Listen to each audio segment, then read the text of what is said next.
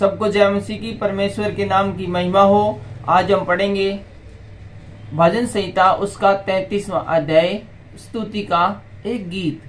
और कहना ना होगा कि ये गीत भी दाऊद का एक और भजन है।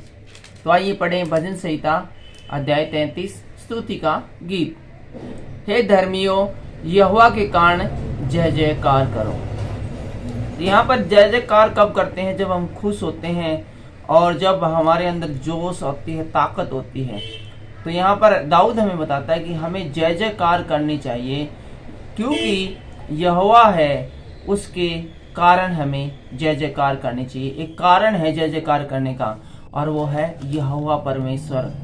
हे धर्मियों, यहोवा के कारण जय जयकार करो। अर्थात तुम्हें एक ऐसी पावर, ऐसी ताकत, ऐसा जोश, ऐसा जज्बा देने वाला इस दुनिया में है जिसका नाम यहोवा है। तो तुम्हारे पास जब ऐसी ताकत, ऐसी पावर है, तो तुम उस पावर, उस ताकत के कारण परमेश्वर की जय जयकार करो, क्योंकि धर्मी लोगों को स्तुति करना शोभा देता है। बड़ी ही एक कोमल और काम की बात कही गई है कि धर्मी लोगों को स्तुति करना शोभा देते हैं। नीच, दुष्ट और ऐसे गलीच लोगों को तो बुरे काम करना ही शोभा देता है, जबकि धर्मी लोग हैं जो अंदर से बिल्कुल क्लीन है, बिल्कुल साफ है, जिनका मन शुद्ध है, ऐसे लोगों को स्तुति करना शोभा देता है। दूसरी आयत में कहते हैं, वीणा बजा बजा कर यहोवा का धन्यवाद करो, 10 तार वाले सारंगी बजा बजा कर उसका भजन गाओ। तो वीणा जब बजाते हैं और 10 तार वाले जब सारंगी बजाते हैं, तो ये एक सेलिब्रेशन के समय बजाई जाती है, खुशी के समय बजाई जाती है। जैसे शादियों में बजाते हैं, या कहीं पर कोई बच्चा पैदा होता है तब बजाई जाती है, या और कोई खुशी का अवसर होता है। और विशेष रूप से पुराने ज़माने में ये बजाई जाती थी, वीणा बजाते थे, 10 तार वाले सारंगी बजाते थे। आजकल तो गाँव में तो विशेष रूप से डीजे बजा लेते हैं, और शहरों में आजकल किसी होटल में जाकर जो है वो सेलिब्रेशन कर लेते हैं, वहाँ डीजे बजता है। तो ये सब कब बजाए जाते हैं? खुशी के गीत कब बजाए जाते हैं? जब सेलिब्रेशन का कोई बात हो, जब खुशी की कोई बात हो। और यहाँ पर पहली आयत में दाऊद ने कह दिया है कि तुम्हारे लिए खुशी की बात है, ताकत की बात है, पावर की बात है, आनंद की बात है कि यहोवा तुम्हारे साथ है। और जब इतने बड़े परमेश्वर तुम्हारे साथ है, तो फिर ये तुम्हें ऐसे ही स्तुति आराधना मत करो, बल्कि खुशी से झूमते हुए, नाचते हुए, 10 तार वाले बाजे और बांसुरी बजाते हुए उसकी स्तुति करो। तीसरी आयत हमें बताती है, उसके लिए नया गीत गाओ और जय जयकार के साथ भली भांति बजाओ। तो यहाँ पर दाऊद कहते हैं कि उसके लिए, उस परमेश्वर के लिए एक नया गीत, बिल्कुल नया गीत गाओ और भली भांति है वो बजाओ। अर्थात हर हाल में गाजे बाजे को बजाओ और एक बढ़िया सा नया गीत गाओ, क्योंकि यहोवा का वचन सीधा है और उसका सब काम सच्चाई से होता है। क्योंकि यहोवा का वचन सीधा है, यहोवा के वचन है वो टेढ़े मेढ़े नहीं है। जैसे कि नॉर्मल कह दो कि तुम्हें 200 किलोमीटर चलना है, उसके बाद 500 मीटर एक पहाड़ पर चढ़ना है, उसके बाद 1 हफ्ते तुम्हें कुछ खाना पीना नहीं है, कपड़े भी नहीं पहनने हैं, और उसके बाद है तुम्हें कुछ धार्मिक काम करना है। ऐसा नहीं है, बिल्कुल सीधा सादा यहोवा के वचन है वो है। ये आम आदमी को इनको अपनाने में कोई दिक्कत नहीं होती, बल्कि आम आदमी या कोई भी आदमी दुखी, पीड़ित या फिर खुश आदमी इनको अपनाता है, तो इनके जीवन में, जिसको कहते हैं कि खुशी परमानेंट नहीं होती, खुशी जो है वो परमानेंट आ जाती है। 5वीं आयत हमें बताती है, वह धर्म और न्याय से प्रीति रखता है। अर्थात यहोवा परमेश्वर है, वो धर्म और न्याय जहाँ पर किया जाता है उस चीज से वो प्यार रखता है। यहोवा की करुणा से पृथ्वी भरपूर है। अर्थात परमेश्वर की बड़ी करुणा पृथ्वी के ऊपर है, और पृथ्वी पूरी तरह से उसकी करुणा से भरी हुई है।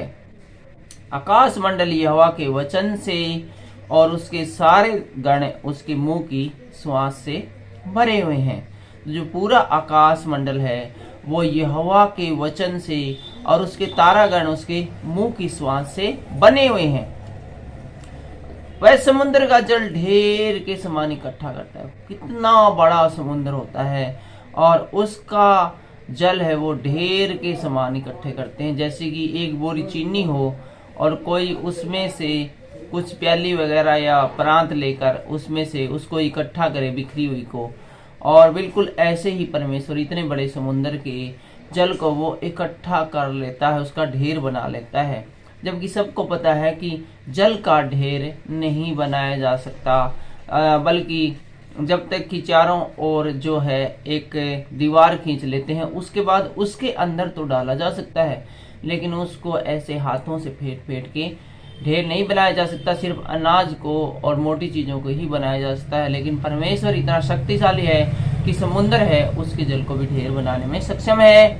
वह गहरे सागर को अपने भंडार में रखता है। जो परमेश्वर के जो गोदाम है, जो वेयर हाउस है, उसके अंदर वो इतने बड़े हैं कि उसके अंदर बहुत सारे जो सागर है वो रिजर्वेशन में पड़े हैं और उसके भंडार के अंदर पड़े हुए हैं। सारी पृथ्वी के लोग यहोवा से डरे। यहाँ पर एक दो को नहीं बल्कि पूरी पृथ्वी के लोगों को यहोवा से डरने के लिए कहा गया है। अभी हमने बताया कि उसका वेयर हाउस कितना बड़ा है।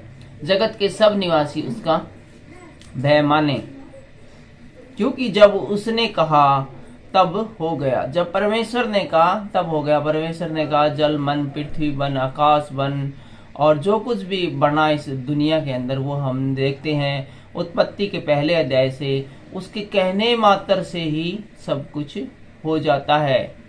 जब उसने आज्ञा दी तब वास्तव में वैसा ही हो गया। परमेश्वर के वचन में उसके मुख से निकलने वाले हर जो शब्द है उसके अंदर इतनी ताकत है कि उसके बस बोलने की देर है कि उससे पहले सब कुछ बन जाता है।